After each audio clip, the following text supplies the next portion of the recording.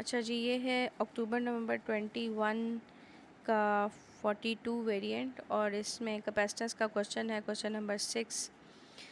Define electric potential quite easy है। Work done in bringing a charge from infinity to the given point per unit positive charge. ठीक है जी, ये इसकी definition आ गई। उसके बाद आपने ये शो करना है कि कैपेसिटेंस की ये वैल्यू है, और आप ये सिंपली इजीली शो कर सकते हैं कि फार्मूला जो होता है वो पोटेंशियल का V is equal to 1/4 pi epsilon naught into Q by R होगा। ठीक है, और कैपेसिटेंस का जो फार्मूला होता है वो होता है Q बाई V।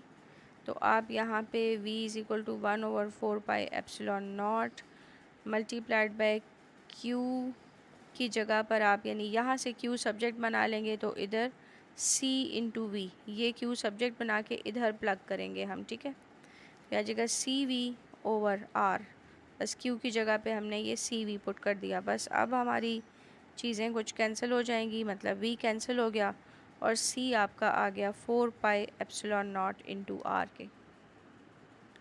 ठीक है, सिंपल पोटेंशियल के फार्मूले में हमने कैपेसिटेंस के फार्मूले से Q पुट कर दिया और सिंप्लीफाई कर लिया। अच्छा जी, इसको रेस कर देते हैं हम, समझ तो आ गई होगी। नीचे चले जाते हैं सी पार्ट पे। सी पार्ट पे हमें क्या कह रहे हैं? The dome of an electrostatic generator is a spherical conductor of radius R. वो कह रहा है कि एक इलेक्ट्रिकल जनरेटर है, इलेक्ट्रोस्टैटिक जनरेटर है, और उसका जो डोम है वो एक स्फेरिकल कंडक्टर है। तो ये एक स्फीयर है और उसका रेडियस 13 सेंटीमीटर उसने बताया हमें। It is initially charged so that the electric potential at the surface of the dome is 4.5 kilo volt. इसके ऊपर इतना पोटेंशियल है जी। उसके बाद कह रहा है कि a smaller isolated sphere of radius 5.2 initially uncharged is brought near to the dome. एक और जी आप स्फीयर लेकर आते हैं जिसकी जो रेडियस है वो इसका तकरीबन हाफ़ बन रहा है। ठीक है, हाफ़ से भी थोड़ा सा कम है। तो हम लोग ऐसे कोशिश करते हैं कि ये एक और रेडियस बना लिया और इसका रेडियस एक और स्फीयर बना लिया, इसका रेडियस 5.2 सेंटीमीटर है। उसके बाद कह रहे हैं कि स्पार्किंग अकर हुई है और स्पार्किंग की वजह से ऐसे चार्ज ट्रांसफ़र हुआ है इस इधर से इधर। अच्छा, इनिशियली इसके ऊपर कोई चार्ज था Q, let it be Q, और जब आप इसको करीब लाए तो इसके ऊपर इनिशियली ज़ीरो पोटेंशियल था और इस पे 4.5 इंटू 10⁻³ वोल्ट का पोटेंशियल था। तो आपको पता है कि चार्ज हमेशा हाई पोटेंशियल से लो पोटेंशियल की तरफ ट्रैवल करता है। सो दैट्स वाई कुछ चार्ज जो है उधर से ट्रैवल करेगा, let it be small q, और उस वक़्त तक ट्रैवल करता रहेगा जब तक कि potential on the smaller sphere is equal to potential at the larger sphere. जब पोटेंशियल दोनों पे सेम हो जाएगा तो चार्ज की ट्रांसफ़र जो है वो रुक जाएगी, बंद हो जाएगी। तो इसका मतलब है कि potential at larger sphere and potential at smaller sphere वो एंड पे सेम हो जाने हैं, तभी चार्ज का ट्रांसफ़र रुकेगा।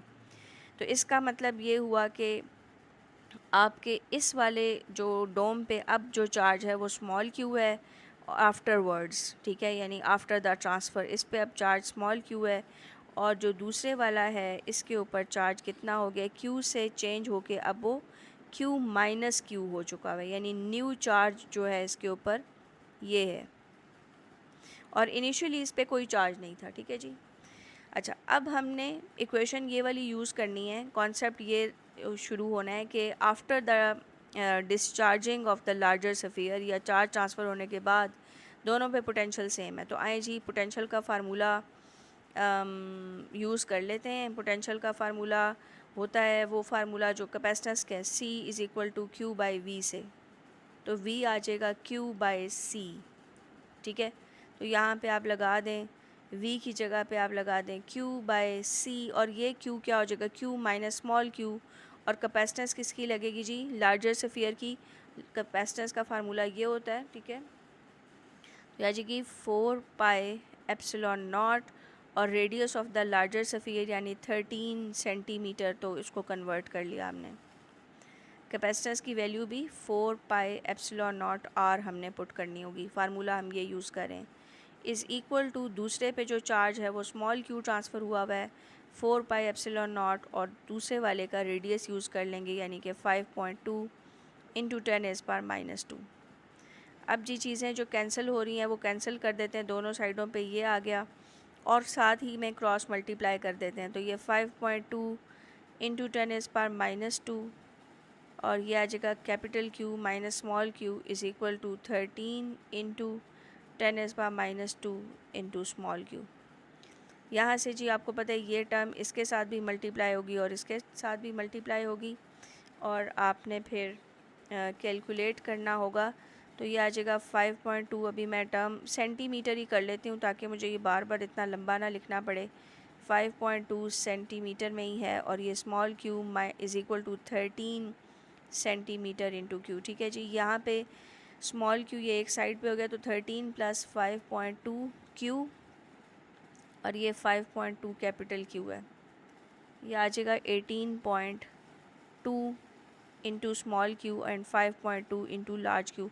अब हमने चार्ज कौन सा निकालना था, दैट इज़ ट्रांसफर्ड, और वो क्यू चार्ज था, तो क्यू को हम सब्जेक्ट बनाएंगे, तो 5.2 डिवाइडेड बाय 18.2, ये तो सेंटीमीटर कट ही जाएंगे, ज़रूरत ही नहीं पड़ेगी हमें, तो ये आ जाएगा ये जो स्मॉल चार्ज है that is 0.2857 of the larger charge.